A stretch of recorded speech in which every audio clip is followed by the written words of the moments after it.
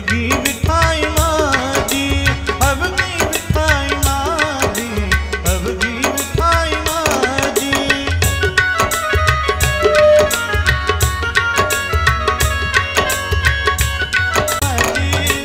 अवघी विठाई माझी, अवघी विठाई माझी, अवघी विठाई माझी, अवघी विठाई माझी.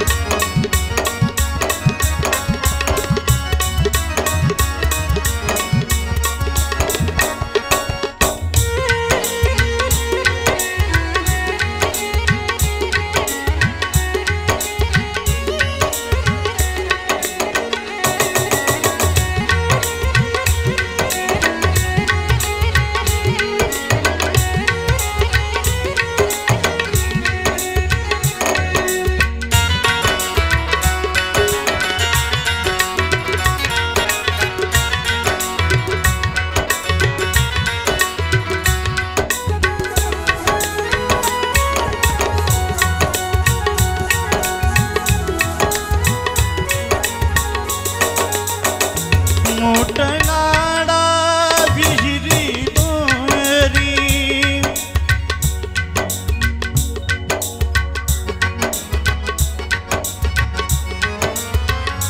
मोठनाडा विहिरी दोरी, मोठनाडा विहिरी दोरी.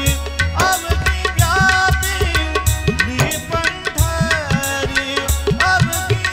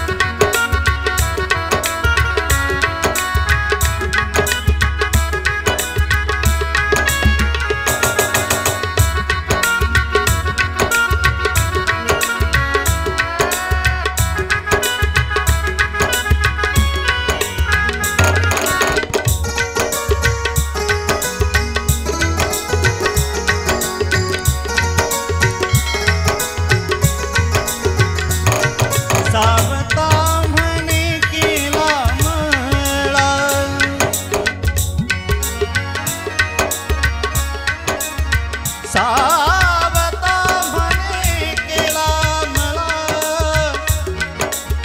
सावता म्हणे केला मला, सावता म्हणे केला, सावता म्हणे केला, केला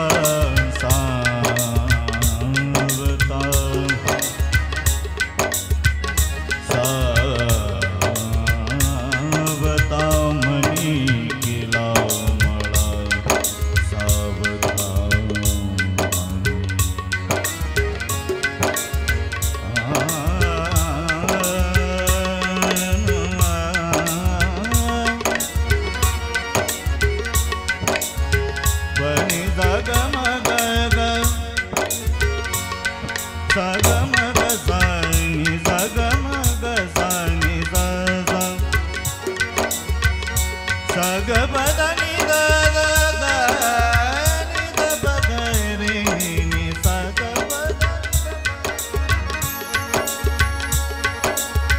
ग बदनी द द ग बदनी द ब ग ग ग ब ब ग ग ग द द ग ग ग नि नि ग ग ग द द नि नि द द ब ब ग ग ग प ग ग ग प ग ग ग प ग ग ग प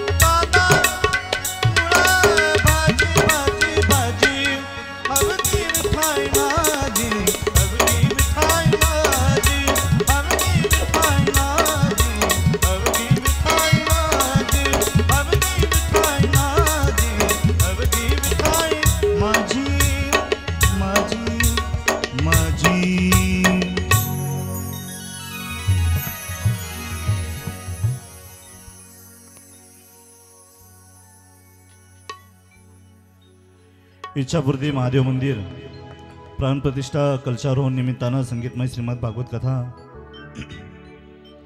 प्रमोद सदैय हरिभक्त परायण मनोहरजी महाराज सायखेडे यांच्या वाणीतून आजचा कथेचा दुसरा दिवस अतिशय आनंदामध्ये आपल्या या वांजोळी नगरीमध्ये अवघ्या 0 मिनिटामध्ये प्रारंभ होत आहे। आपणा सर्वांना विनंती आहे आपण या कथेकरता भगवान शंभू महादेवाच्या प्रांगणामध्ये इच्छापूर्ती महादेवाच्या मंदिरासमोर या यज्ञमंडपामध्ये स्थानापन्न व्हावं ही सर्वांना विनंती।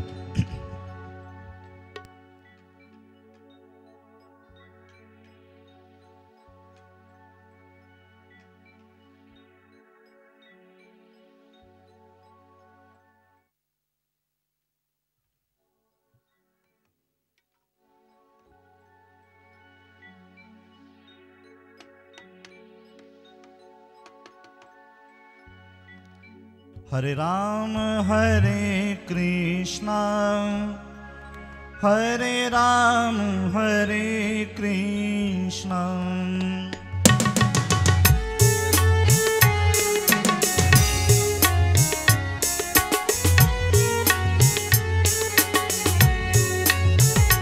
हरे राम हरे कृष्णा हरे राम हरे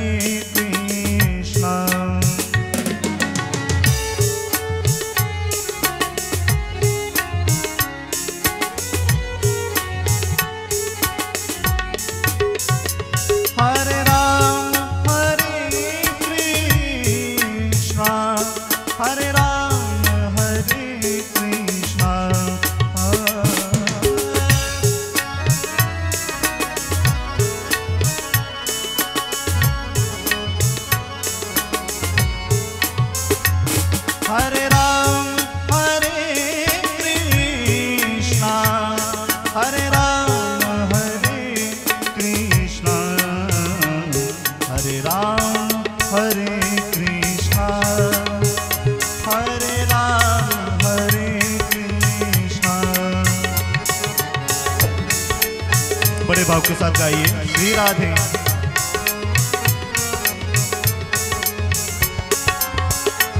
हरे राम हरे कृष्णा हरे राम हरे कृष्णा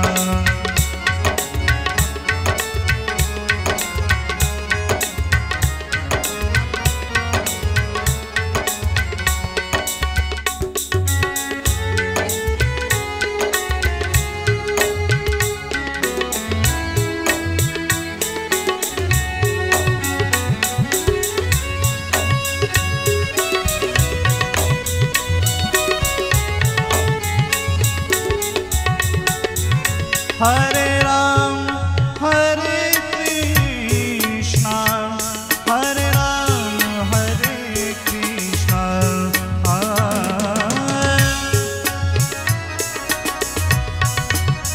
टाळी वाजवा भजन करा श्री राधे।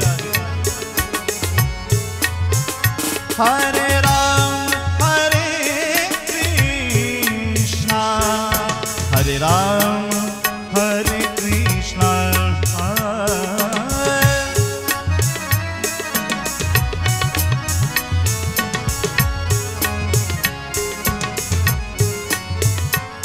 हरे राम हरे कृष्णा हरे राम हरे कृष्णा।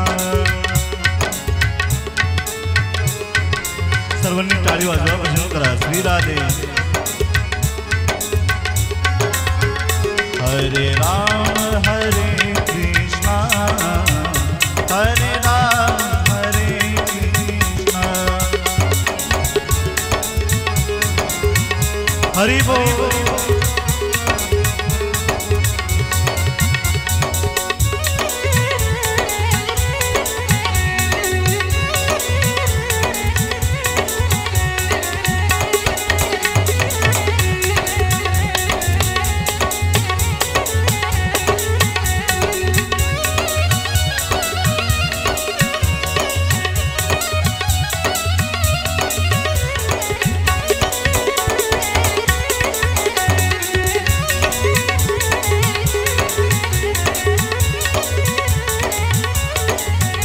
हरे राम हरे कृष्णा हरे राम हरे कृष्णा हरे राम हरे कृष्णा हरे राम हरे कृष्णा हरे राम हरे कृष्णा हरे राम हरे कृष्णा हरे राम हरे कृष्णा हरे राम हरे कृष्णा हरे राम हरे कृष्णा हरे राम हरे कृष्णा हरे राम हरे कृष्णा हरे राम हरे कृष्णा।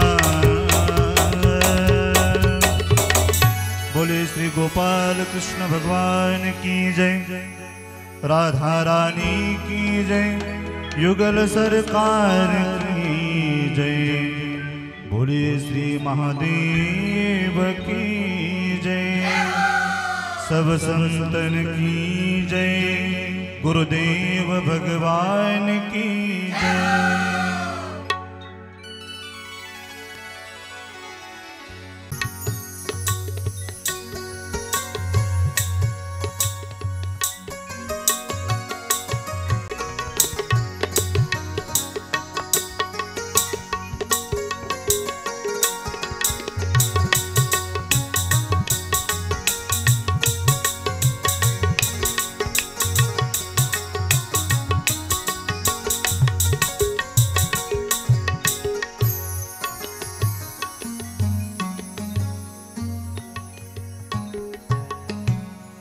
तमेन चराचरं तत्पदं दर्शितं येन तस्मै श्री गुरुवे नमः।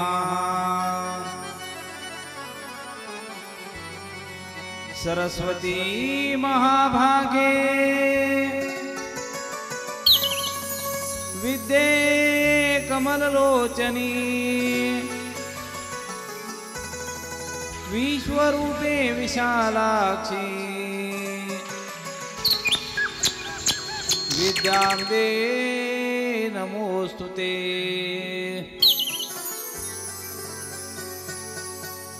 या देवी सर्वभूतेषु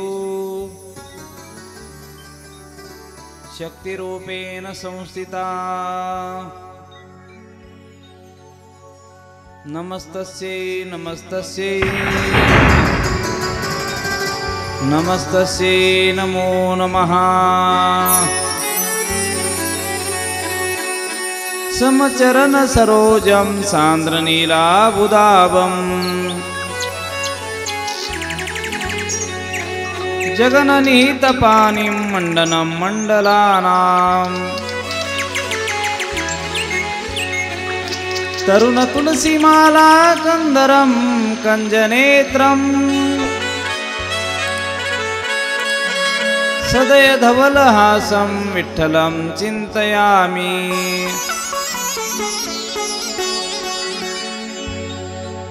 महायोगपीठे तटे भीमरथ्या वरं पुण्डरीकाय दातुं मुनीन्द्रये समागत्य तिष्ठन्तमानन्दकन्दम् परब्रह्मलिङ्गं भजे पाण्डुरङ्गम् नमामि सद्गुरुं शान्तम् सच्चिदानन्दविग्रहम् पूर्णब्रह्मपरानन्द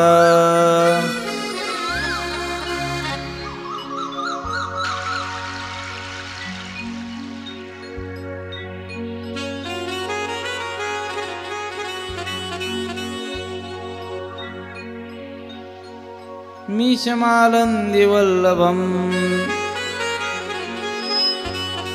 नमो सद्गुरु तुकया ज्ञानदीपा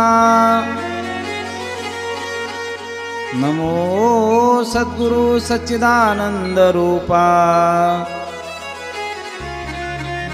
नमो सद्गुरु भक्तकल्याणमूर्ति नमो सद्गुरु भास्करा पूर्णकीर्ति नागेन्द्रहाराय त्रिलोचनाय भस्मांगरागाय महेश्वराय नित्याय शुद्धाय दिगंबराय तस्मै नकाराय नमः शिवाय कृष्ण त्वदीय पद पंकज पंजरान्ते अद्यैव मे विशतु मानस राजहंसः प्राणप्रयाण समये कपवात पित्तये कंठावरोधन विदो स्मरणं कुतस्ते श्री राधा मेरी स्वामिनी मेरा राधे को दास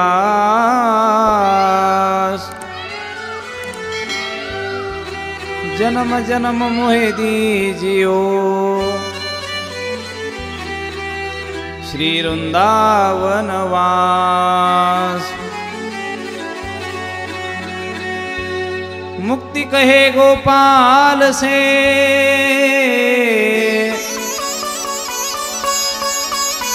मेरी मुक्ति बता ब्रज रज मस्तक जब लगे तो मुक्ति मुक्त हो सदा जय जय श्री राधारमण जय जय नवल किशोर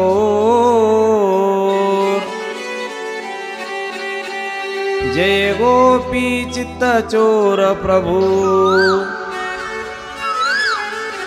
जय जय माखन चोर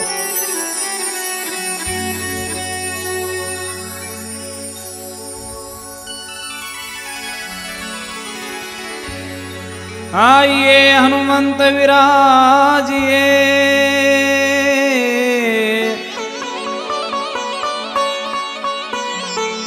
कथा करूं मति अनुसार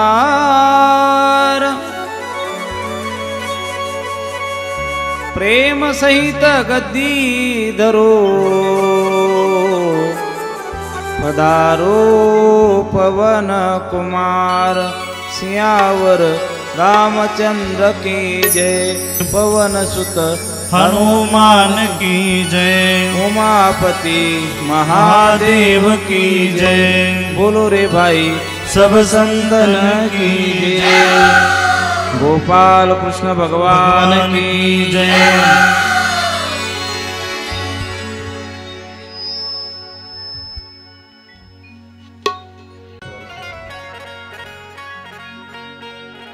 नंद नंदन आनंद कंद अकारण करुणावरून आलय। भक्त वांछा कल्पतरू श्री बालकृष्ण लालाची वाङ्मयीन स्वरूपा श्रीमद भागवत महापुराण सप्ताह विधीचा आजचा दुसरा दिवस। एक सत्रामध्ये चालत असलेला हा भक्ती ज्ञान वैराग्य समुचयात्मक सोहळा, ज्यामध्ये आपण सर्व एकीभूत झालात, आपणा सर्वांना एकदा मनपूर्वक धन्यवाद। श्री माननीय प्रकाशजी सुखदेव मालुंजकर यांच्या अथक परिश्रमाने ज्या शंभू महादेवांचं आगमन आपल्या ह्या पावन नगरीमध्ये होणार आहे, पावन गंगा वैतरणी माता हिच्या पावन तटावर आपण या सोहळ्याचा आनंद घेत आहात।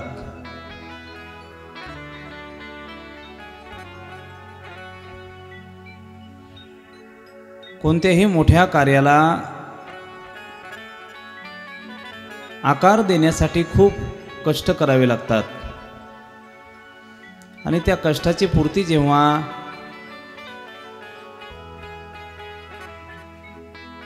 आपल्याला दिसू लागते, तो आनंद मला वाटतं आपण आपल्या शब्दामध्ये कदापि वर्णन करू शकत नाही।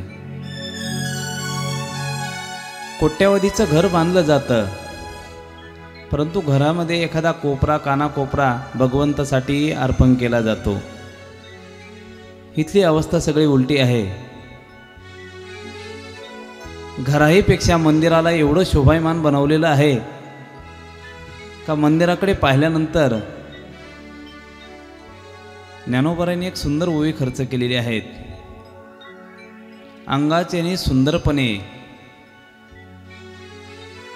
सुंदर असं अंगकांती आहेत आणि त्याच्यावर जर अलंकार परिधान केलेले असतील तर कोणामुळे कोणाला शोभा आली हे जसं लक्षात येत नाहीत ना, त्याप्रमाणे इतकं सुंदर मंदिर या ठिकाणी स्थानापन्न केलेलं आहेत का त्या मंदिरामुळे घराला शोभा आहेत का घरामुळे मंदिराला शोभा आहेत हेच लक्षात यायला तयार नाहीत।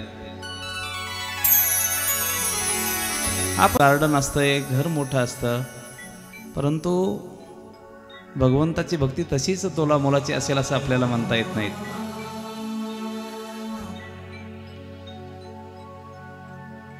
अशा दिव्य भोलेनाथाचं आगमन आपल्या ह्या पावननगरीमध्ये होत असताना आता थोडा काळ आपल्याकडे शिल्लक राहिलेला आहे आणि त्यांच्या ह्या पावन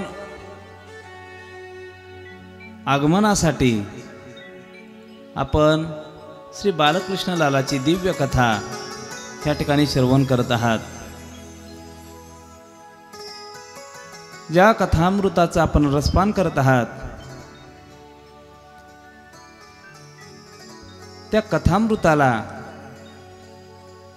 रंग देण्यासाठी अनेक मान्यवर, अनेक साधू पुरुषही या ठिकाणी येतात। दूध कितीही गोड असेल, परंतु त्याच्यावर अजून थोड्याफार प्रक्रिया जर झाल्यात तर त्याच्यातील गोडवा वाढत असतो। दुधात साखर म्हणतात ना आपण, अजूनही त्याच्यात थोडासा संगीत मसाला टाकला की अजून गोड होतं ते। तशी कथा मूळतः गोडच आहे, परंतु ह्या गोड कथेला अजून रंग भरण्यासाठी आपले कलारत्न पाहिले तुम्ही, आमचे शुभमजी भगत आहेत। आज योगायोगाने गुरु शिष्य दोन्ही आमच्या कथेला उपस्थित झालेले आहेत।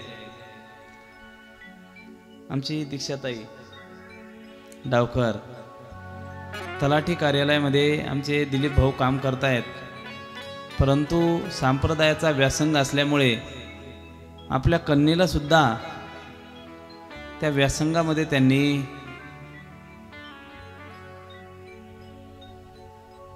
हातभार लावलाय, जेणेकरून आपल्या मुलांना कुठेतरी आपल्या संस्कृतीची जाण राहावी. आजच्या परिस्थितीमध्ये संस्कृती जपत असताना वय गेल्यानंतर संस्कृतीकडे वळणारे भरपूर माणसं पाहायला मिळतात. परंतु ज्या काळात संस्कृतीची गरज आहेत ना, आपले संस्कार काय आहेत हे सांगण्यासाठी त्यांना तारुण्य खर्च करण्याची गरज लागते. ज्या तारुण्यामध्ये ह्या संस्कृतीचा परिचय मिळायला पाहिजे त्या तारुण्यामध्ये आपण शिक्षणाकडे जास्त लक्ष देतो. परंतु त्या शिक्षणासोबत संस्कृती जर त्यांना शिकवली तर मला वाटतं त्यांचं आयुष्य सावरलं जाईल. आजच्या ह्या कलीच्या वातावरणामध्ये तारुण्याला भरकटवणारे विषय पावलाला पाहायला मिळतात. आता चांगला होता, नाकावरून माशी पण उडत नव्हती, परंतु कशी काय चूक घडली सांगता येत नाही. फक्त का? संस्कारांचा अभाव. आपल्या मुलांना शिक्षणाला जसा तुम्ही जोर लावतात तोच जोर संस्कृतीलाही लावणं, संस्कारालाही लावणं गरजेचं आहे. आताच तुम्ही टीव्हीवर पाहतात, थिएटरवर पाहतात, ज्याच्यामुळे जास्त वादंग पेटलेलं आहेत. त्या वादंगामध्ये फक्त एक शब्द अत्यंत महत्त्वाचा आईबापांना त्या मुलीने काढलेला आहे. ज्या काळात आम्हाला संस्काराची, आमच्या संस्कृतीची आवश्यकता होती ती संस्कृतीच तुम्ही आम्हाला सांगितली नाहीत. आमच्याकडनं आता चूक झाली, तो अपराध आमचा आहे की तुमचा आहे हा विचार करण्याची गरज आहे. ज्या काळात आपल्या मुलांना संस्कार द्यायचे आहेत तो काळ म्हणजे तारुण्याचा उंबरठा आहेत, कौमार्य अवस्था आहेत. त्या कौमार्यामध्ये आपण मुलांना घडवलं पाहिजे, सांगितलं पाहिजे. आपले देवदेवता, आपल्या ग्रंथांची एवढी मोठी संपदा त्यांच्या डोक्यामध्ये उतरवली पाहिजे. अरे भगवान कृष्ण महाभारतामध्ये जन्माला आला का रामायणामध्ये जन्माला आला हेच जर मुलांना माहीत नसेल, आता विश्वात्मके ही प्रार्थना, विश्व प्रार्थना जिचा स्वीकार जर परदेशामध्ये केला जातो, ती प्रार्थना कोणी लिहिली असा प्रश्न जेव्हा आपल्या मुलांना विचारला जातो, त्या मुलांकडनं नकार येतो, सांगितलं जात नाही. का? माहिती नाहीत ना. आईवडील त्या ठिकाणी कमी पडतात. अशा सुसंस्कारित मुलांना घडवण्याचं काम जे पालक करतात, खूप खूप त्यांना मी धन्यवाद देतो. असे रत्न आपल्या ह्या कथेमध्ये लाभलेले आहेत. सुंदर असं ॲक्टोपॅडचं वादन जे करतायत आमचे अमितजी पंडित दादा कोपरगाववरून ह्या ठिकाणी आलेले आहेत. योगेश महाराजांचा आवाज आणि त्यांचे बोटं तर आपल्याला परिचय करून देतात. जी साऊंड सिस्टीम आपण पाहतोय, आपल्यापर्यंत आवाज पोहोचवण्याचं काम जे करतायत जालिंदर विघ्ने, आमच्या प्रत्येक कथेला आवाज देण्याचं काम ते करतात. मला वाटतं त्यांच्याशिवाय अजून आतापर्यंत एकही कथा झालेली नाहीत. संदीप भाऊ आणि जालिंदर भाऊ ह्याच कथेचं थेट प्रक्षेपण यूट्यूबच्या माध्यमातून करण्याचं काम पहिल्यांदाच आम्हाला जे भेटलेत उद्धव भाऊ, मला वाटतं उद्धवाचा आणि कृष्णाचा जास्त संबंध आलेला आहे आणि त्यांच्याही जीवनात जास्तीत जास्त कृष्णकथा, रामकथाच त्यांना त्यांच्या जीवनात प्राप्त झालेली आहेत. असे गजर हरिनामाचा असं चिंतन करणारं हे सगळं व्यासमंडळ आमच्या पदरी पडलेलं आहे. एकदा सर्वांना खूप खूप कोटी कोटी धन्यवाद देतो. सुंदर अशी कथा चालू आहेत. कथा श्रवण करण्याची गरज का? कथा का श्रवण करावी? आपल्या संस्काराचा, आपल्या संस्कृतीचा विचार आपल्याकडनं झाला पाहिजे. का झाला पाहिजे? होण्याचं कारण एकमेव संस्काराचा अभाव ज्या ज्या ठिकाणी आहे, तो संस्काराचा अभाव असलेला जीव हा जीव नाही, त्याला पशु म्हटलं जातं. लहानपणापासूनच याचे धडे आपण शिकले पाहिजेत. राजा शिवछत्रपती शिवाजी महाराजांचं चरित्र आपण जेव्हा पाहतोय, चरित्र पाहत असताना प्रत्येक वक्ता एकच सांगतोय का लहानपणीच रामचंद्राच्या, कृष्णाच्या, अर्जुनाच्या दिव्य कथा राजा शिवछत्रपती शिवाजी महाराजांच्या अंगवळणी राजमाता जिजाऊ मासाहेबांनी वळवल्या. हे सांगत असताना वक्तव्य चांगलं वाटतं, परंतु आपल्या मुलांना घडवण्यासाठी त्याच राजमाता जिजाऊ मासाहेब आपण घडवणं गरजेचं आहेत ना. तीच राजमाता आजही जर आपल्या लहान मुलांच्या पदरी पडली तर मला वाटतं पुन्हा शिवबा जन्माला आल्याशिवाय राहणार नाहीत. पुन्हा एखादा साधू पुरुष, एखादा महात्मा जन्माला आल्याशिवाय राहणार नाहीत, अवताराला आल्याशिवाय राहणार नाहीत. घ्या ना त्या मुलांना जवळ, सांगा ना त्यांना आपली संस्कृती काय आहेत बाळा. जे शरीर तुम्हाला प्राप्त झालेलं आहेत ना, त्या शरीराचा विचार करत असताना लक्षात ठेवा, आपण कायम समर्थांचे श्लोक गातोय. उदरन भरण नोहे जाणीजे यज्ञ कर्म. जेवण करत असताना त्याला यज्ञ म्हटलं जातं. यज्ञ हा देवतेपुढे लावला जातोय. ज्या शरीरापुढे लावला जातोय ती देवता आहेत. त्याच्यामध्ये सगळ्या देवतेंचा वास आपल्याला पाहायला मिळतोय.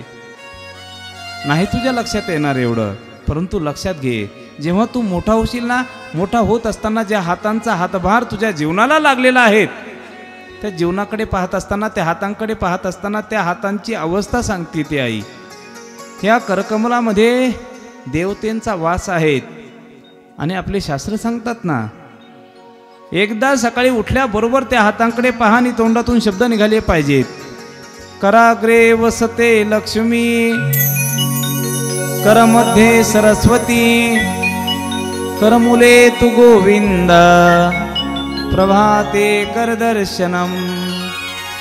जेव्हा तोच पोरगा, तेच बालक, तोच कुमार जेव्हा त्या हाताकडे पाहून त्याच देवतेचं स्मरण तो जर नित्य नियमाने करेल तर मला वाटतं त्याचे हात पाप मार्गामध्ये, वाम मार्गामध्ये कदापि वळणार नाहीत.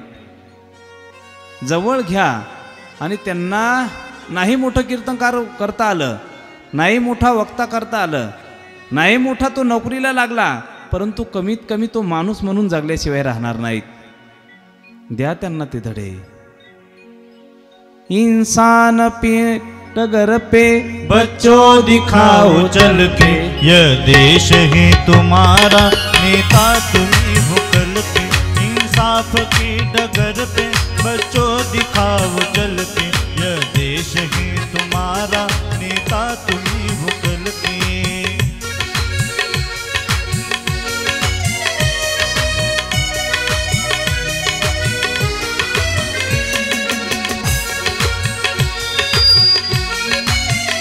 हो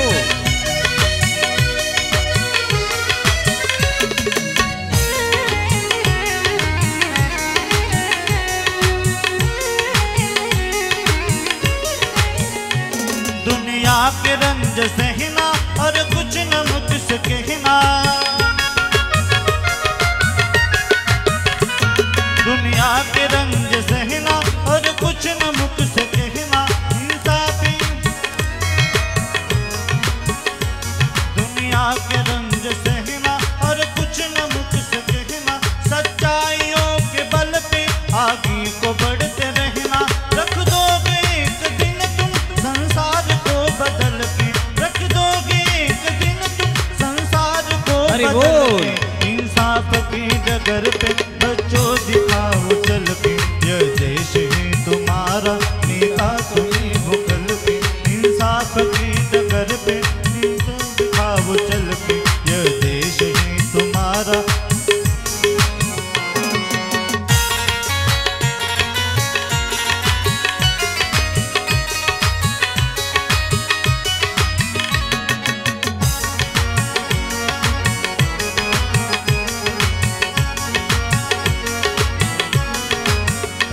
अपने हो या पराए सबके लिए हो न्यारे,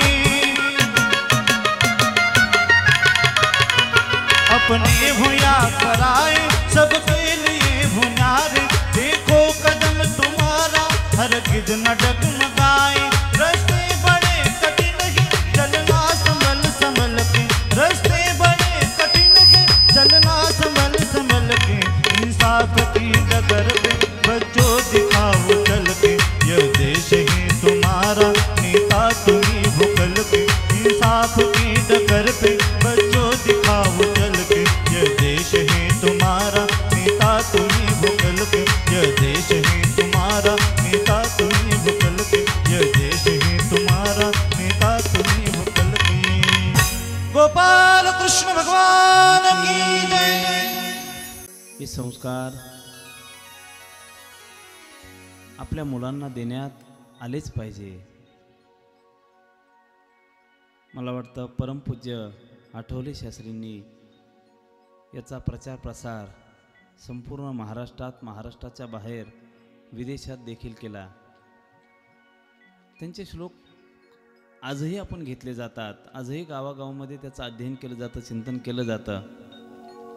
परंतु मला वाटतं आजच्या नवयुगामध्ये नवयुवकांना घडवण्यासाठी आपल्याला ते विचार त्यांच्यापुढे प्रगट करत असताना हा सगळा कथाभाग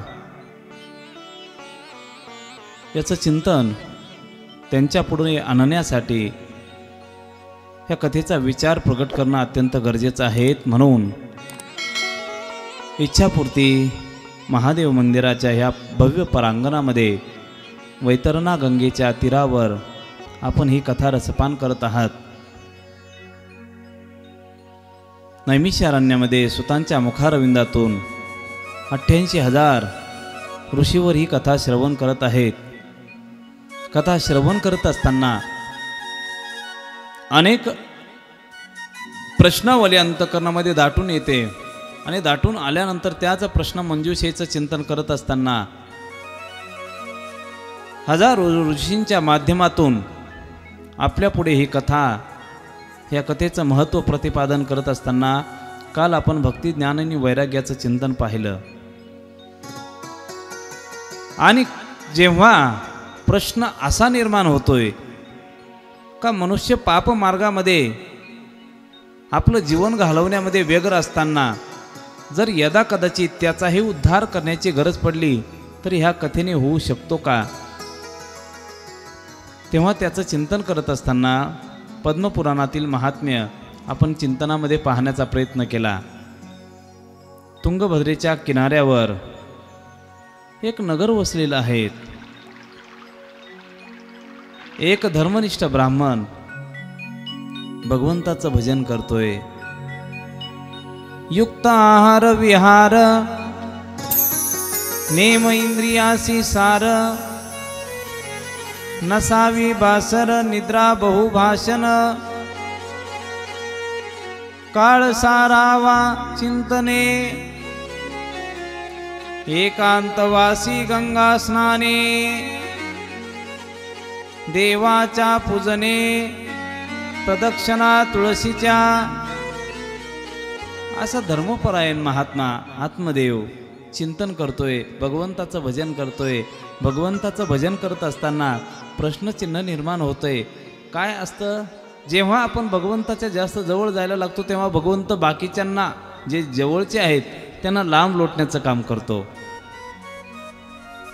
भगवंताचं भजन करून जेव्हा आपल्याला संसारामध्ये यश येत नाही तेव्हा आपण कधी कधी थकतोय, भगवंताला सोडण्याचं काम करतो. भगवंत ते यश न येऊ देण्याचं कारण सुद्धा अत्यंत महत्त्वाचं आहे. जेव्हा आपल्या भक्तीमध्ये कोणत्याही प्रकारचा अडसर निर्माण होईल अशी जाणीव भगवंताला होते तेव्हा तो अडसर भगवंत त्या भक्तीमध्ये येऊ देत नाही. एक खूप मोठा महात्मा होऊन गेला नरसिंह मेहता. त्याची पत्नी दिसायला खूप चांगली होती, सुंदर दिसायला होती. आणि संसार एवढा सुंदर चालू असताना संसारामध्ये एक विघ्न असं येते की तीच पत्नी त्याची गतप्राण होते. पत्नी जाते, सगळे लोक डोळ्यातून अश्रू वाहू लागतात. अंतःकरणामध्ये कारुण्य दाटून येत आहे आणि सगळे लोक त्या नरसिंह मेहत्याला, महात्म्याला म्हणू लागतात, का हो म्हणे तुम्ही भगवंताचं खूप भजन करतात, भजन करताना दिसतात, परंतु त्या देवाने तुमचं काय चांगलं केलंय म्हणे. एवढी चांगली धडधाकट पत्नी होती, तुमचा संसार चांगला चालू होता आणि पत्नी गेली, देवाने तुमची पत्नी हिरावून घेतली म्हणे. तेव्हा त्या महात्म्याच्या डोळ्यामध्ये अश्रू आले, परंतु पत्नीसाठी नाही आले, भगवंतासाठी आले. त्यांना प्रश्न विचारला, पत्नीवर तुमचं एवढं प्रेम होतं म्हणून रडतात का? मुखातून शब्द बाहेर पडले, पत्नीसाठी नाही रडत मी, माझ्या भगवंताने खूप चांगलं केलं. म्हणे काय चांगलं केलं? पत्नी घेऊन गेलात, काय चांगलं केलं? नाही म्हणे, जोपर्यंत पत्नी होती, पत्नीच्या रूपाकडे पाहत असताना, तिच्या स्वरूपाकडे पाहत असताना जणू काही माझी आसक्ती तिच्या स्वरूपामध्ये अडकून मी भगवंताची भक्ती करणार नाही असं भगवंताला वाटलं असेल. भूलू थई भागी जंजाळ सुखे भंजेसू श्री गोपाल. आता काही राहिलं नाहीत म्हणे. आता तिच्या आसक्तीमध्ये न अडकता मी भगवंताचं भजन करू शकेल म्हणून भगवंताने ही लीला केली. आणि जेव्हा तुकोबारायांना विचारलं, तुकोबारायांच्या चरित्राकडे पाहत असताना तुकाराम महाराजांना जर विचारला प्रश्न, तेव्हा तुकोबाराय सुद्धा हे सांगतात, बरे झाले देवा बाईल कर्कशा, बरी हे दुर्दशा जनामध्ये, विठो तुझे माझे राज्य, नाही दुसऱ्याचे काज. भगवंत लीला करतात आणि भक्त त्याच्यातून आपली पळवाट काढतात, आपल्या अंतःकरणातील भाव प्रकट करतात. भगवंताकडे पाहत असताना सगळे भक्त त्याच्यामध्ये समाधानी राहूनच ते आपलं चिंतन पुढे प्रकट करत असतात. तेरी मर्जी का मैं हूँ गुलाम, मेरे अलबेले शाम. तेरी मर्जी का मैं हूँ गुलाम, मेरे अलबेले शाम.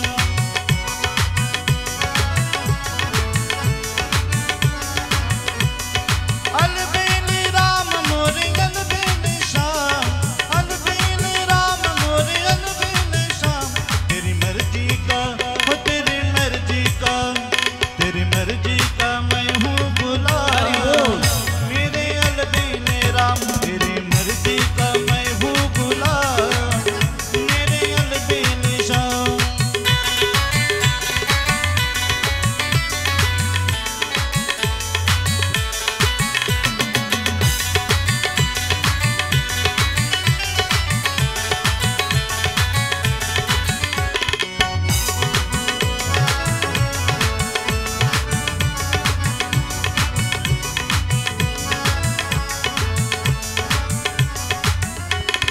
जो भी कराल हूँ तुम पे निछावर, हो जो भी कराल हूँ तुम पे निछावर, तुम पे निछावर, तुम पे निछावर. दौलत है मेरी तेरा नाम, जे हो तेरी दौलत है मेरी तेरा नाम, मेरे अलबेले राम. तेरी मर्जी का मैं हूँ गुलाम, मेरे अलबेले राम.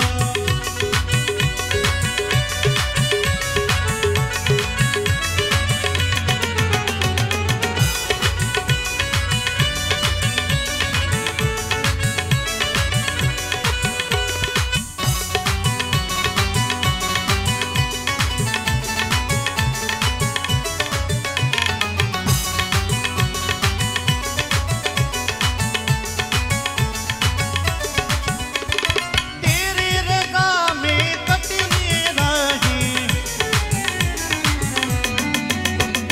तेरी रज़ा में कटनी राहें, तेरी रज़ा में कटनी राहें. अब दे दो सजा या इनाम, जे हो अब दे दो सजा या इनाम, मेरे अलबेले राम. तेरी मर्जी का मैं हूँ गुलाम, मेरे अलबेले राम, मेरे अलबेले शाम, मेरे अलबेले राम, मेरे अलबेले शाम. गोपाल कृष्ण भगवान की.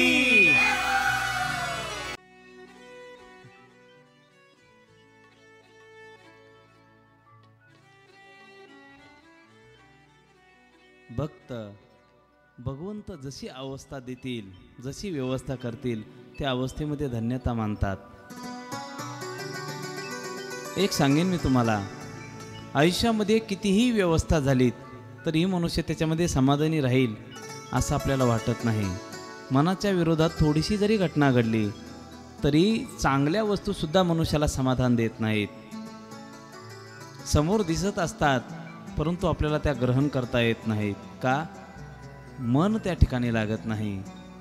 परंतु जर दिवसभर थकलेला भागलेला एखादा शेतकरी जरी असेल ना, ताटापुढे समोर ताट आल्यानंतर त्याच्यामध्ये मिरची भाकरी जरी असेल तरी ती गुलाबजामपेक्षा जास्त सुख देऊन जाते. कारण का? मन त्या ठिकाणी एकाग्र झालेलं असतं. म्हणून वैतागलेला माणूस, पत्नी त्याला ताट भरून जेवायला चांगले चांगले पक्वान्न आणते मात्र बाकीच्या व्यवहाराचं टेन्शन जेव्हा डोक्यामध्ये घुसलेलं असतं ना, तेव्हा तेच पक्वान्न त्याला विषाप्रमाणे वाटतात. तुझं काय डोकं खाणं चालू आहेत, हां, ठेवून दे बाजूला ते ताट, माझं काय आणि तुझं काय, नाही का? मन त्या ठिकाणी लागत नाही. संसारामध्ये कितीही उपहार, कितीही व्यंजन असू द्या, कितीही चांगल्या प्रकारची व्यवस्था असू द्या, ती व्यवस्था मनुष्याला समाधान देईलच असं नाही. परंतु एक सांगेन मी तुम्हाला, परमार्थामध्ये, अध्यात्मामध्ये कितीही मोठे अडसर जरी आले, परंतु अडसर आल्यानंतर जर मन भगवंताच्या चरणी लागलेलं असेल ना, ते अडसर मनुष्याच्या जीवनात कायमचेही दूर वाटतात. त्या अडसरांकडे मनुष्याचं लक्ष जात नाहीत. आत्मदेव भगवंताचं चिंतन करतोय, भगवंताच्या भजनामध्ये निमग्न आहेत, आणि भगवंताच्या भजनामध्ये निमग्न असताना परिस्थिती अशी निर्माण होते, संसारामधील सगळ्या अवस्था, सगळ्या व्यवस्था मात्र यांच्या विरोधात लग्न होतंय. एक धुंदुली नावाची स्त्री त्याच्या जीवनामध्ये येते. संसार चालू होतोय, संसार चालू आहेत, काही दिवस आनंदात जातात, परंतु तिचा स्वभाव ती प्रगट करते आणि पूर्णतः धर्माच्या विरोधात असल्यामुळे दोघांमध्ये विचाराचा अभाव पाहायला मिळतोय. एकत्र यायला विचार तयार नाहीत. आणि जेव्हा एकत्र विचार पती पत्नीचे येत नाहीत, तेव्हा तो संसार आपोआप रस्त्यावर आल्याशिवाय राहत नाहीत, लोकांना दिसायला सुरुवात होतो. आत्मदेवाकडे पाहत असताना जेव्हा आत्मदेव शांत वृत्तीचा आहेत, परंतु पत्नीचं रोज भांडण पाहिल्यानंतर ज्याची टिंगल, ज्या धर्मपरायण आत्मदेवाची टिंगल लोक करायचे आहेत, त्यांना कुठंतरी फावतं. आणि त्याच आत्मदेवाकडे पाहत असताना ते विचार करतात, अरे काय देवदेव करतोय, देवदेव करून तुझं काय चांगलं केलंय ना? पत्नी दिली तर ती सुद्धा चांगली नाहीत, पत्नी दिली तीही चांगली नाहीत. 4 वर्ष झाले, 5 वर्ष झाले, 8-9 वर्ष झाले, तरीही तुझ्या संसाराला एकही फळ यायला तयार नाहीत, ना काही दाम्पत्य, ना काहीच नाही, काहीच नाहीत. काय करतोय तू, उपयोग काय? आत्मदेवाच्या मनावर कुठेतरी ते विचार बिंबायला सुरुवात होते. मी कायम सांगतो, लक्षात ठेवा, आपल्या माणसाला घडवत असताना आपला मुलगा यदा कदाचित अभ्यासामध्ये कमी असेल, यदा कदाचित त्याची वागणी थोडीशी वेगळी असेल, परंतु त्या मुलाला तुम्ही चांगलं चांगलं म्हणत जा, तोच मुलगा चांगला झाल्याशिवाय राहत नाहीत. अभ्यासामध्ये त्याला जास्त बर्डन आणू नका, परंतु तुझ्यासारखा अभ्यास कोणीच करू शकत नाही. जेव्हा असा मोठेपणा त्याला दिला जातो, तोच मुलगा म्हणतोय, ज्या अर्थी पप्पा म्हणतात, मम्मी म्हणते, त्या अर्थी आपण अजून अभ्यास केलाच पाहिजे. तो मुलगा अभ्यासामध्ये आपोआप तत्पर व्हायला सुरुवात होते. लक्षात ठेवा. आणि घरामध्ये चांगली सुनबाई असेल आणि त्याच सुनबाईला जर सासू सारखे टोमणे मारत असेल ना, मूर्ख, काय कशासाठी आली, आमच्या घराचं वाटोळं केलं, असं केलं, तसं केलं, सारखे टोमणे ऐकून ऐकून त्याच मुलीच्या विचारामध्ये एवढा मोठा बदल होतो. चांगली वागणारी मुलगीसुद्धा एक दिवस अशी वागते की जणू काय तिच्यावर खूप मोठा परिणाम तिच्या मनावर होतो. एकाच विषयाचा पगडा जेव्हा सारखा सारखा मनावर पडतो, तेव्हा तोच विषय खरा वाटू लागतो. मूर्ख आहे तू, मूर्ख आहेत. शहाण्याला म्हणा तुम्ही, शहाण्याला सुद्धा एक दिवस असं वाटतं की आपण खरंच मूर्ख आहोत की काय. इतिहास पुरावा आहेत आपल्याकडे.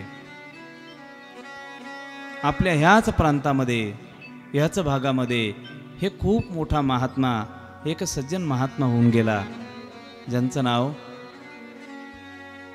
आपल्या डोळ्यासमोर, आपल्या डोक्यामध्ये सतत दरवळतंय.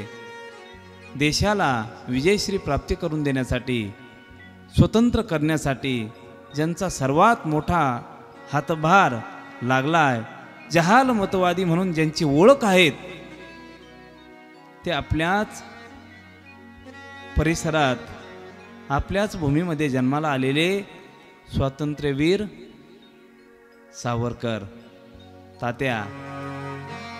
जेव्हा त्यांच्या चरित्राकडे पाहिलं जातं, त्यांच्या चरित्रामध्ये त्यांची एक पुस्तिका त्यांनी प्रकाशित केली होती, त्यांनी काही लेखन केलं होतं. मी 10वीला असताना तो एक धडा होता आम्हाला, अंदमानातून सुटका. 10वीला असताना तो धडा वाचत असताना तेव्हा कळत नव्हतं, परंतु जेव्हा त्यांचं चरित्र जसं जसं आपल्या जवळ यायला लागलं, तेव्हा तो धडा, त्याच्यातील शब्द एक एक शब्द अमृताच्या तोलाचा होता, अमृताच्या तोलाचा एक एक शब्द. आता ते विचार पडतात. जेव्हा दोन्ही बंधुराज अंदमानाच्या बेटावर तुरुंगामध्ये काळ्या पाण्याची शिक्षा उपभोगत होते, आता त्यांना माहीत होतं आपल्याला हा सूर्यनारायण, जो सूर्यनारायण आपल्या भूमातेला सुवर्ण रंगाने सुशोभायमान करतोय, तो सूर्यनारायण सुद्धा आपल्याला दिसतो की नाही याची खात्री त्यांना नव्हती. तेव्हा तेच सावरकर समुद्राच्या किनाऱ्यावर येतात आणि समुद्राच्या किनाऱ्यावर आल्यानंतर समुद्राचा अथंग असा समुद्र पाहिल्यानंतर त्यांच्या डोळ्यामध्ये पाणी येतं. अरे हाच समुद्र तो तर नाहीत ना, आपल्या भूमातेचे पाय धुण्याचं काम करतो ना, आपल्या भूमातेच्या चरणकमलांना धुण्याचं काम करतो तोच ना हा समुद्र. त्या समुद्राकडे पाहतायत. अरे बाबा तू भेटला बरं झालं. सांगेन मी तुम्हाला, आपल्या गावातील एखादी व्यक्ती खूप आपण दूर असाल आणि तिची भेट जर झाली तर आपल्याला किती मोठंपणा वाटतो. आमच्या गावचा माणूस आला, आमच्या गावचा वाटतं की नाही. तसं ह्याच भूमातेचे भारत मातेचे पाय धुण्याचं काम जो समुद्र करतोय, सागर करतोय, जेव्हा त्या सागराला पाहिलं जातं तेव्हा सावरकर त्या सागराकडे पाहून आपल्या अंतःकरणातील भावधारा व्यक्त करतात. अरे राजा, जेव्हा तुला मी पाहिलं तसाच अजून जसाची तसाच आहे तू, परंतु एक काम कर ना, माझ्या आईपासून मी खूप दूर आलोय, माझ्या भूमातेपासून मी खूप दूर आलोय आणि मला शाश्वती वाटत नाही का आता मी पुन्हा परत जाईल की नाही, परत मी पुन्हा जाईल की नाही याची शाश्वती नाही. परंतु तू जर माझं काम जर करून दिलं ना तर मला वाटतं माझी आई आणि माझी दोन मायलेकरांची भेट झाल्याशिवाय राहणार नाहीत. तुला विनंती आहे, एकदा फक्त माझ्या मायभूमीच्या दर्शनाला घेऊन चलणार आहे बाबा. निमजशीनी परत मातृभूमीला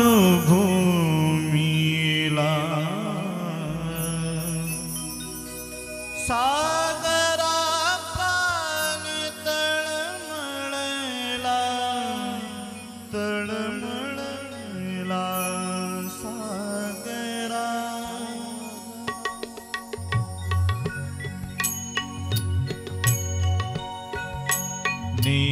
निमजसीने परत मातृभूमीला सागरा प्राण तळमळला, तळमळला सागरा. निमजसीने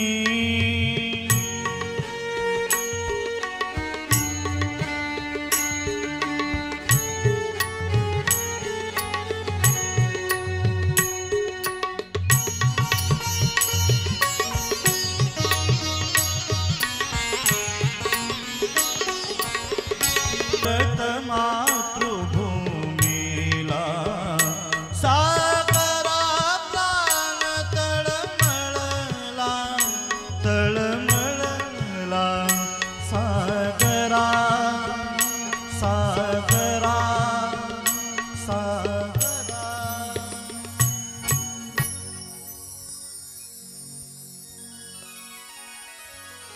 मुखारविंदातून शब्द बाहेर पडतायत. त्या सागराला विनंती केली जाते. एक सांगेन मी तुम्हाला, अथंग असा सागर आपल्या उसळ्या मारत असताना त्याच उसळ्या शांत होऊन तोही सागर रडत असेल. हे शब्द ऐकल्यानंतर त्याच अथंग अशा समुद्राच्याही डोळ्यामध्ये अश्रू आले असतील. काय प्रेम आपल्या भूमीवर काढणारा हा महात्मा आहेत. हा क्रांतिकारी सामान्य नाहीत. शब्दामध्ये एवढी ताकद होती, लेखणीमध्ये एवढी ताकद होती का मेलेला मुर्दा सुद्धा आपल्या भूमातेसाठी आपलं जीवन बलिदान करण्यासाठी तयार होईल असे शब्द सावरकरांचे बाहेर पडायचे. अंगामध्ये त्राण नाहीत, अगरबत्तीसारखं शरीर, परंतु लक्षात ठेवा ते शरीर एवढं बलवान होतं, वज्राचीही धार बोठवेल एवढी ताकद त्यांच्या अंगामध्ये होती. जेव्हा तेच इंग्रज अधिकारी सावरकरांकडे पाहतायत, लक्षात आलं का हा मनुष्य दिसतोय साधारण, परंतु याची लेखणी साधारण नाहीत, असाधारण अशी लेखणी आहेत. जर हा तसाच परत गेला तर हा शांत बसणार नाहीत. करावं काय, काय केलं पाहिजे, काय केलं पाहिजे. सगळ्या इंग्रज अधिकाऱ्यांची बैठक होते आणि ह्या दोनही भावंडांची मुक्तता काळ्या पाण्याच्या शिक्षेतून होते. परिणामतः दोघांना परत परत परत भारत देशामध्ये भूमातेला भेटण्यासाठी पाठवायचं आहे, परंतु तसं पाठवायचं नाही. एक किमया केली जाते. एका जहाजामध्ये साधारणतः अंदमानापासून भारतापर्यंतचा प्रवास 15 दिवसाचा नियोजित करण्यात आला आणि नियोजित करण्यात आल्यानंतर त्याच जहाजामध्ये 48 मूर्खांना बसवण्यात आलं. त्यांच्यामध्ये या दोघांना बसवण्यात आलं. 48 मूर्ख आणि हे 2 शहाणे त्याच्यामध्ये. आता चालत असताना प्रवास काय शांतरित्याने चालत नसेल. आता मूर्ख म्हणजे ज्यांचा वरचा मजला संपलेला आहे, त्यांची अवस्था काय असेल मला वाटतं आपण येड्याच्या इस्पितळात जाऊन बघा. आमचे महाराज एकदा गेले होते. महाराज गेले आणि त्यांना एक भेटला, म्हणे चला महाराज तुम्हाला सगळं दाखवतो. ते डॉक्टरचे कपडे बिपडे घातलेले होते. हां इथं म्हणे हे राहतात, बाकीचे त्या रूममध्ये इकडे ज्यांनी अशा शिक्षा केलेल्या आहेत त्यांना तिथं 2-4 जण आलेत. जो डॉक्टर दाखवत होता त्यालाच उचलून नेलं. त्याला उचलून नेल्यानंतर विचारलं, म्हणे याला का उचलून नेलं. म्हणे तोही वेडाच आहेत. त्याला MBBS व्हायचं होतं, पैसे नव्हते, पैशाच्या अभावामुळे घरून व्यवस्था झाली नाहीत आणि डोक्यावर परिणाम झाला. सुधारण्यासाठी दवाखान्यात आणून ठेवला आहेत. वागत असताना काय वेळा काय करेल सांगता येत नाहीत. परिस्थिती निर्माण होते जेव्हा 48 मूर्खांमध्ये या दोघांना बसवण्यात आलंय. 15 दिवसाचा प्रवास चालू आहेत. एक येतंय माझी तक्रार करा ना, माझी तक्रार घ्या ना. दुसरा म्हणतोय तुम्हाला काही बांधायचं आहेत का. तिसरा म्हणतोय असा सारखा विचारांचा पगडा त्यांच्या डोक्यात. परत मातृभूमीला सागरा प्राण तळमळला तळमळला सागरा सागरा सागरा. बस प्रवास चालू होतो. 1 दिवस 2 दिवस त्याच वेड्यांचे शब्द सारखे सारखे कानावर पडतात. 15 दिवसाचा प्रवास पूर्ण होतोय आणि पूर्ण होत असताना जेव्हा भूमातेचा दर्शनाचा योग येतोय, पहिलं पाऊल जेव्हा भूमातेवर पडायला सुरुवात होते, आत्ता त्यांच्या लक्षात येतंय का आपण येतोय खरं, परंतु शहाणे आहोत की वेडे आहोत हेच लक्षात यायला तयार नाहीत. का 48 लोकांसमवेत येत असताना ते 48 शहाणे होते का आपण मूर्ख आहोत, का आपण शहाणे आहोत, ही त्यांच्या मनाची चलबिचल अवस्था निर्माण होते. का सारखा बुद्धिपटलावर पडलेला पगडा सारखे तेच विचार, सारखे विचार मनुष्याला चांगलंही करू शकतात आणि चांगले सारखे वाईट विचार डोक्यावर पडल्यानंतर मनुष्याला वाम मार्गाला सुद्धा नेऊ शकतात. तुम्हाला मी दृष्टांत देईल. एखादा थंड पाण्याचं एखादा जग किंवा एखादा मग्गा किंवा एखादा तांब्या भरून घ्या आणि दगडावर फेका. दगड फुटेल पाणी फेकल्यानंतर तो दगड फुटेल का. परंतु त्याच पाण्याची सतत धार जेव्हा गंगेची धार एखाद्या खडकावर पडते, तीच धार त्या खडकाला सुद्धा विदीर्ण करण्यासाठी कारण ठरते. अखंड एखाद्या विचाराची धारा जेव्हा आपल्या मनोपटलावर पडते तेव्हा मनावर आपोआप बदल घडतात. धर्मपरायण असलेला आत्मदेव, वागणं चांगलं आहे, क्रिया सगळी चांगली आहे, परंतु जेव्हा समाजाचे तेच विचार डोक्यावर पडू लागतात, कुठेतरी मनामध्ये परिवर्तन होतोय आणि विचार करतोय खरंच आहेत ना. ज्या भगवंताचं भजन आपण एवढं करतोय, जर तो भगवंत सगळ्या दृष्टीने आपल्यावरच जर दुःखांचे अडसर निर्माण जर करत असेल, तर ते भगवंताचं भजन तरी कशासाठी करायचं. सर्व संग परित्याग करून तोच आत्मदेव विचार करतोय, आता जीवन जगण्यामध्ये काही स्वारस्य नाहीत, आता जीवन जगण्याची मजा संपली आहे, आता आपल्याला हे शरीर आपला हा त्याग केला पाहिजे. म्हणून तोच आत्मदेव जंगलाच्या दिशेने वाटचाल करतोय, निर्जन अशा अरण्यामध्ये येतोय आणि आता देह संपवावा म्हणून एका झाडाखाली वृक्षाखाली ओक्साबोक्सी रडतोय. आणि आता जीवन संपवण्याच्या दिशेने वाटचाल करत असताना एकदम त्याच्या कानावर स्वर पडतात. कुठेतरी भगवंताचं नामचिंतन करत असलेला एक फकीर महात्मा मुझे मेरी मस्ती कहाँ लेके आई, मुझे मेरी मस्ती कहाँ लेके आई। जहाँ मेरे अपने, जहाँ मेरे अपने कहीं कुछ ना आई, मुझे मेरी मस्ती कहाँ लेके आई, मुझे मेरी मस्ती कहाँ लेके आई।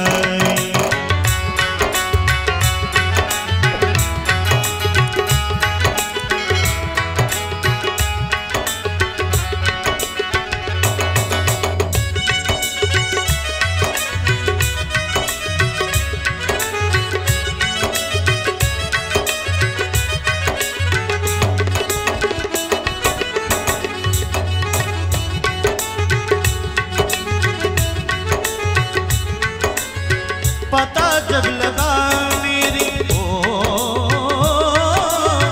पता जब लगा मेरी मस्ती का मुझको, शिवा मेरे अपने, शिवा मेरे अपने कहीं कुछ ना आई, मुझे मेरी मस्ती कहाँ लेके आई, मुझे मेरी मस्ती कहाँ लेके आई, मुझे मेरी मस्ती कहाँ लेके आई।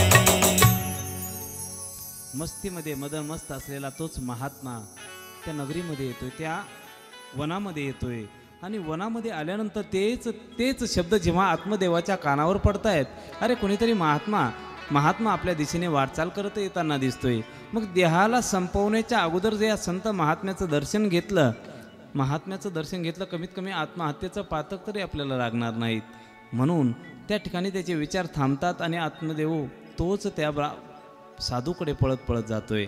साधूचे पाय पकडले जातात आणि साधूचे पाय पकडल्यानंतर भजनाच्या त्याच आनंदामध्ये निमग्न असलेला तोच महात्मा विचार करतोय, अरे माझे पाय या ठिकाणी निर्जन अशा अरण्यामध्ये माझे पाय पकडणारा असा दुसरा कोण आलेला असावा. पाहिलं जातं तर आत्मदेवाला पाहिलं जातंय. गळ्यामध्ये जनेऊ धारण केलेलं आहेत. कोणीतरी भूदेव दिसत आहेत, ब्राह्मण दिसत आहेत. कशासाठी आलेले असतील?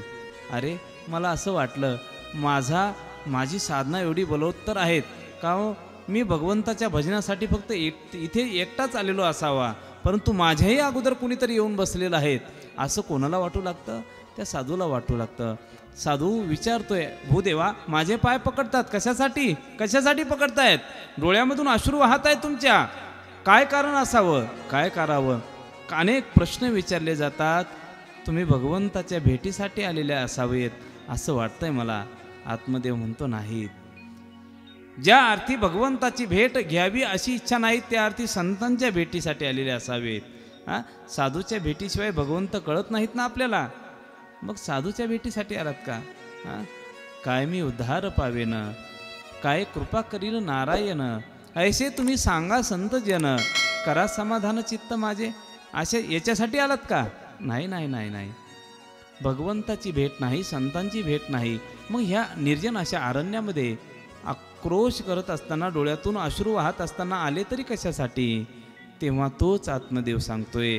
आपल्या सगळ्या जीवनाचा वृत्तांत सांगितला जातो. माझं जीवन सगळ्या अंगाने परिपूर्ण आहे देवा, परंतु जे शब्द राजा दशरथाच्या मुखारविंदातून बाहेर पडलेले आहेत ना, पुत्रहीनसे मे राज्यम सर्व दुःखाय कल्पते. अरे राजघराण्यातील एखादा मोठा राजा जरी असेल, परंतु त्या राजकुलाला जर युवराज प्राप्त झाला नाही, परिणामता तेच राज्य दुःखाला कारण ठरते. मी तर सामान्य आहेत ना, माझ्याही कुळाचा कुळदीपक नाही म्हणून माझ्या डोळ्यामध्ये अश्रू येत आहेत. साधूबा महाराजजी इच्छा आहेत एखादा मुलगा व्हावा. भगवंताचं भरपूर भजन केलं, परंतु त्या भगवंताला थोडी देखील दया आली नाहीत. म्हणतो ना आपण असं, देव थोडा तरी आला की देव, असं करायला नव्हतं पाहिजे ना देवाने. वाटतं की नाही आपल्याला? एखादी घटना जर आपल्या जीवनामध्ये किंवा आपल्या शेजाऱ्या पाजाऱ्यांच्या घडली, अरे देवाला थोडीसुद्धा करुणा आली नाहीत का? कुठे आरडा आला नाही त्याच्या कर्माला? वाटतं. लक्षात ठेवा, जे होतंय ते चांगलंच होतंय असं म्हणून जेव्हा आपला प्रवास चालेल तेव्हा जीवनात कधीच दुःख येणार नाहीत.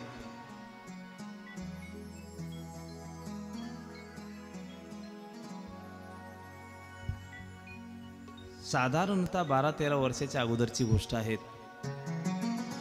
आम्ही पंढरपूरवरून रात्रीच्या गाडीने आलो होतो. आळंदीला जाण्यासाठी आम्ही स्वारगेटच्या स्टेशनवर उतरलो आणि उतरल्यानंतर शेवटची गाडी होती. PMT पहिली बस चालू होती. त्या PMTमध्ये गाडी फुल झाली. आम्हाला त्या कंडक्टरने ढकललं. आम्ही दोघंजणं होतो. ढकलल्यानंतर एवढा राग आला, अरे पांडुरंगाचं दर्शन करून आम्ही आलोत आणि ह्या गाडीवाल्याने आम्हाला ढकललं. भरगच्च गाडी भरलेली होती. जेव्हा लोटल्यानंतर आता विचार असा आला, रात्रभर इथं कुडकुडायला आम्हाला माऊलीने लावलं. माऊलीला काही कळायला पाहिजे की नाहीत? तुझे साधक या ठिकाणी पुण्यामध्ये मच्छरांच्या याच्यामध्ये ठेवायचे. जर थोडंसं सरकलो असतो तर आम्ही गाडीमध्ये गेलो असतो ना. घेतलं नाही. माऊलीने आमची व्यवस्था केली नाही. रात्रीभर त्या ठिकाणी कुडकुडत आम्ही राहिलो. सकाळी पहाटेच्या 5च्या गाडीने गेलो तेव्हा लक्षात आलं, जी गाडी आमच्या अगोदर रात्री 11:30ला गेली होती तिचा रात्री अपघात झालेला होता. अपघातामध्ये भरपूर जणांना लागलंही. 2-3 गतप्राणही त्या ठिकाणी झाले होते. मला सांगायचं काय आहे, मनामध्ये विचार कोणते होते का आपण त्या गाडीमध्ये जायला पाहिजे होतं, माऊलीने आमची व्यवस्था करायला पाहिजे होती. परंतु जर यदा कदाचित आम्ही त्याच गाडीचा प्रवास केला असता तर मला वाटतं त्या ठिकाणी आम्हाला सुद्धा काही दुखापत झाली असतीच ना. देवठी तैसे रहावे, देव ठेविल तैसे रहावे.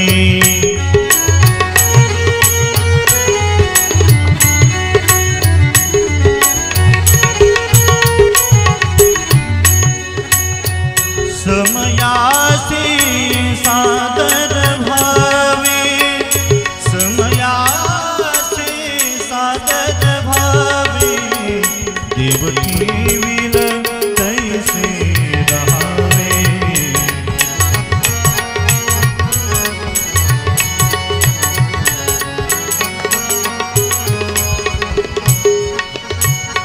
कोण दिवसी पैसोनी हातीवर, कोण दिवसी पालखी सुभेदार.